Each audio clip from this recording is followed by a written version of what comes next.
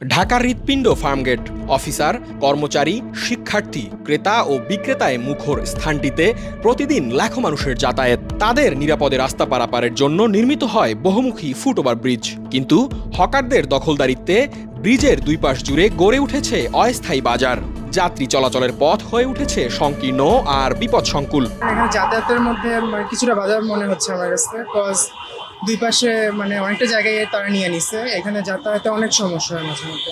বিকাল টাইমটাতে এটা বেশি ফেস করা যায়, যখন মানুষ বেশি চলাচল করে তখন জায়গাটা প্রায় একটা জ্যামের মতো সৃষ্টি হয়ে যায়। তাই জন্য আর কি যাতায়াত একটু কষ্ট মনে করি। এখানে তো স্কুলের ছাত্র, কর্মজীবী, পেশাজীবী বিভিন্ন ধরনের লোক চলাচল করে। এই ফ্লাইওভারটা ঢাকা শহরের অত্যন্ত ব্যস্ততম একটা ফ্লাইওভার।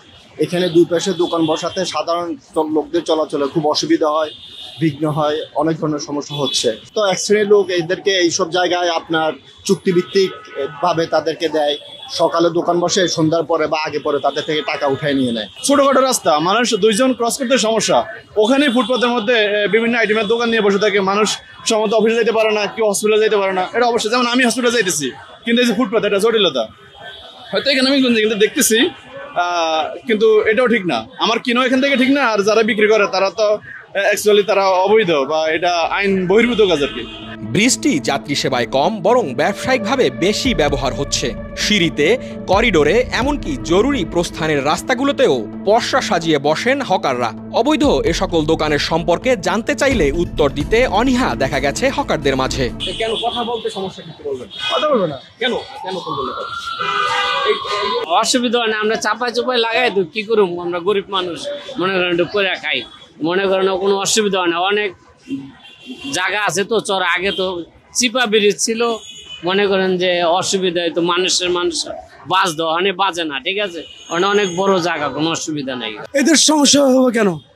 আমরা তো চাই না যে একটা জাতির সমস্যা হোক, কখনো আমি চাবো না।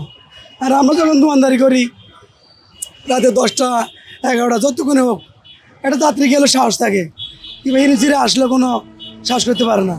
এদিকে ঢাকা দক্ষিণ সিটি কর্পোরেশনের নিয়মিত অভিযান চললেও তা স্থায়ী কোনো সমাধান দিতে পারছে না। অভিযানের পর হকাররা ফিরে আসছে অদৃশ্য ক্ষমতা বলে। এদিকে বিশেষজ্ঞরা বলছেন, ফুটওভার ব্রিজের মূল উদ্দেশ্য বিপন্ন হচ্ছে। তাই রাষ্ট্রের আইন শৃঙ্খলা বাহিনী ও নগর কর্তৃপক্ষকে জরুরি হস্তক্ষেপ করতে হবে। আমরা দেখেছি ঢাকা শহরের বা বাংলাদেশের অন্যান্য নগরীতেও একই অবস্থা। সেটা হচ্ছে ফুটপাত নানা কারণে দখল হয়ে যায়। সেটা কখনো দোকানীদের দ্বারা, কখনো হকারদের দ্বারা, কখনো নানা রকমের ভেন্ডার দ্বারা। একটা হচ্ছে যে দীর্ঘস্থায়ী পদক্ষেপ, সেটা হচ্ছে সারা বাংলাদেশের অর্থনৈতিক যে বৈষম্যগুলো আছে, বিভিন্ন অঞ্চল ভেদে আঞ্চলিক বৈষম্য আছে, সেটা যখন কমে আসবে তখন অটোমেটিক্যালি এই মানুষগুলো কিন্তু ঢাকা শহরে আর কম আসবে। ভেন্ডাররা যারা আছে, যারা হকাররা আছে, তাদেরকে কিভাবে পুনর্বাসিত করে এই ওভারপাস, ফুটপাত এগুলো কিভাবে জনগণের হাতে ফিরিয়ে দেওয়া। নগরে পথচারীদের জায়গা হলো ফুটপাত, নগরীর পথচারীদের যে চলাচলের জায়গা সেটা ফুটপাত, ওভারপাস, এগুলো কিন্তু তাদের জন্য ছেড়ে দিতে হবে। এটা যেন আনইন্টারাপ্টেড থাকে এবং নিরাপদ থাকে।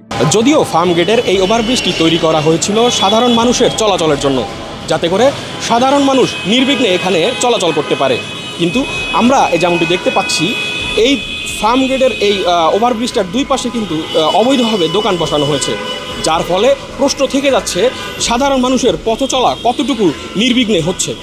নাইমুল ইসলাম, সময়ের আলো, ঢাকা।